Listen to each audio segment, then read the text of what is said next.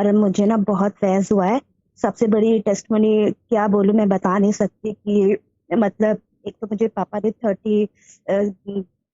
30 तोले सोना दिया है और 30 तोले सोना। मेरा हिस्सा कहाँ है भाई? जी जी, बोले बोले बाजी, मजाक कर रहा हूँ, बोले। जी, शाहजी। और एक तो मतलब पापा अब जब भी आते हैं, जबकि पापा की इनकम नहीं है कोई भी, लेकिन अभी पापा ने कल मुझे ना 15 किलो के लगभग आटा दिया है और जब भी आते हैं फ्रूट्स देते हैं, कुछ ना कुछ लेके आते हैं 2-3 आइटम और बच्चों को पैसे दे के जाते हैं। और सबसे बड़ी टेस्टिमनी शायद मेरी लाइफ में ये है कि मैं ना मतलब बहुत ज़्यादा टेंशन में थी। मतलब बहुत ज़्यादा मेरे हस्बैंड मेरा ऑपरेशन कराना चाहते थे और आपने मेरा बहुत साथ दिया उस टाइम पे, मुझे वज़ीफ़ा दिया और अल्लाह का शुक्र है कि मतलब हस्बैंड राज़ी हो गए। वो तो राज़ी किया हुए और साथ खैरियत से मेरी बेटी भी जिसका आपने नाम आमना रखा है।